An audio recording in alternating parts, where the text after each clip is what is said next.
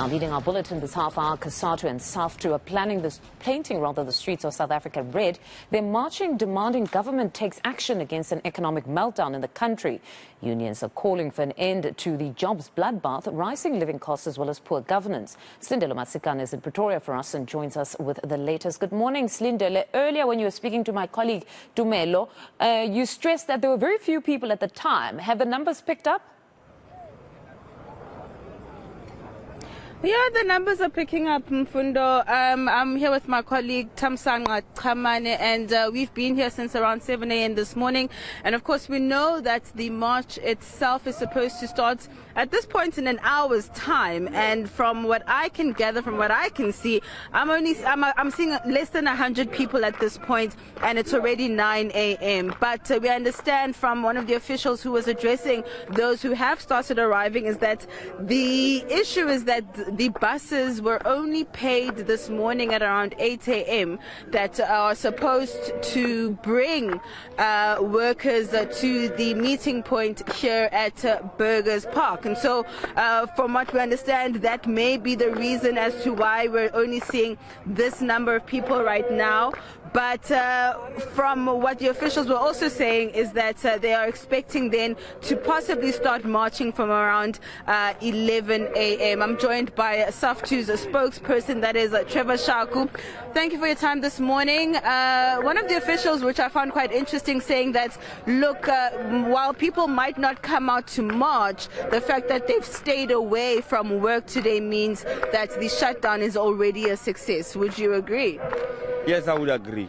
Our position is that when we planned this particular shutdown, it had two legs. The first leg was to call for general stay away of workers from work so that we can shut down the wheels of the economy. But secondly, we thought that that might not be measurable, and therefore we might have to assemble the memorandums, assemble our comrades, write memorandums and have destinations where we'll submit them. And here in Pretoria, we'll be submitting them at the union buildings around 11, 12. As soon as the crowd arrives, we'll be able to leave here. How many people are you expecting? We're expecting between 3,000 and 10,000. At least with the buses we have secured, we know that 3,000 will surely be here through those buses. But we're hoping that because a serious, intense mobilization has taken place here in Tshwane, we're hoping that people will be able to walk and travel here by themselves. I mean, some unions like Santako in particular distancing themselves, saying that they're not participating in this particular action, and other critics around who don't really understand the point of this march. What do you say to them? We are disappointed in Santako because we think that it has a lot of the small businesses, small traders who own taxis and all that. And the crisis of capitalism does not only hit us, but it also hits them. The only way they are offloading that crisis is by raising prices of transport costs, the commuter transport costs. They are offloading that crisis of bigger corporations onto the working class. We hope that they would be with us here, and we are hoping also that many workers, as time goes on, they will be able to see the need to protest, the need to resist, because 28 years after the euphoria of 1994 would have made people to let their guard down, hoping that liberal democracy will bring concrete change and transformation to their lives. It has not done so.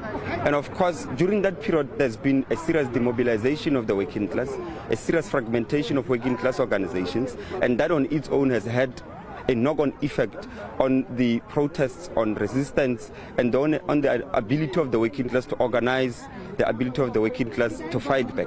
So this is one of the first steps in my view, where we'll be testing the unity of the working class in action, but also we are hoping out of this we will unite the working class in organization so that we can cohere and move in unison. If I'm not mistaken, this is the first of its kind in terms of a Saftu and Cosatu collaboration of a march. I could be wrong, you'll correct me. Are we hoping to see more of this in the future? Yes, but in 2020 there was an endorsement of Cosatu strike by Saftu, and although because of COVID-19 regulations, I think masses were not able to be mobilized into the streets. But indeed, in the post-COVID period, this will be one of its kind and the first unity of Cosatu and Saftu in action. And we are hoping, of course, that we will collaborate with them going into the future, because we believe that the collaboration with the ANC is what compromises Cosatu. If they break away from the ANC and the alliance and come into the workers' movement to form a united working class movement which will fight against austerity and defend workers' rights. Thank you so much, Trevor. Thank you very much. All right, that is Trevor Shaku, Saftu spokesperson here at Burgers Park, just giving us a sense as to the reasons why we're seeing this protest action taking place. Law enforcement officials have started arriving here at Burgers Park. I'm going to ask Tammy to just walk with me. I am hearing what looks like a convoy of cars that's arriving here at Burgers Park.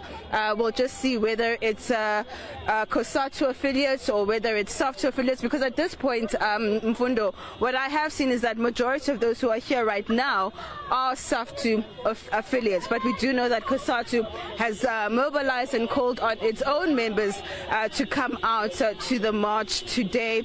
When we arrived, I must say that we had an opportunity to speak to some people who are actually just ordinary South Africans going to work, and there are conflicting opinions as to whether people should be participating in this march. We know that in terms of essential service workers, a statement has already been released by government warning them that if they don't pitch for work, then it means no work, no pay. But we know that this march is a protected one. A certificate has been obtained and has been handed over to NEDLAC. So employers are certainly aware of what's going to take place today. But from what we've observed throughout the morning, Mfundo, is that for the most part, it still looks like business as usual in the capital. Traffic is flowing, and those who aren't participating in the march that we spoke to were really expressing the fact that they can't really afford to not go to work to participate in the march as much as they would like to, because of the difficult financial situations that they find themselves in. So, of course, at this point then, we just await to see whether we will be seeing those numbers increasing.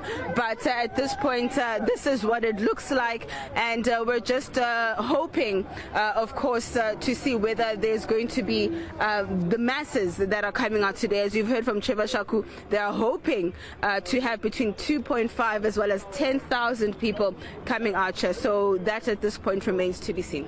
All right, Silindelo, we'll leave it there for now and catch up with you in just a bit. That's our reporter, Silindelo Masikane, out in Pretoria for us. Now, let's keep you up to date where the marchers are gathering this morning and their destinations. Well, if we first look in Gauteng, marchers are gathering in Pretoria from 6 a.m. They started at 6 a.m., marching to the Union buildings from 10 a.m. In the Western Cape, marchers gathering in Cape Town, marching to the Department of Mineral Resources and Energy, as well as the Western Cape Legislature and Parliament from 10 a.m. Eastern Cape, marchers gathering in Bishu, marching to Bishu Legislature at 10 a.m. In Limpopo, march is gathering in Polokwane at 8 a.m. They are marching to the office of the Premier from 10 a.m. We move to Mpumalanga. The marchers will be gathering in Witbank at 9 this very hour, marching to Eskom Park from 10 a.m. The Free State marchers are gathering in Bloemfontein. They gathered at about 7 a.m. They're still making their way there. They're marching to the office of the Premier at 10 a.m. So certainly a very big march indeed, or big numbers are expected today. To this story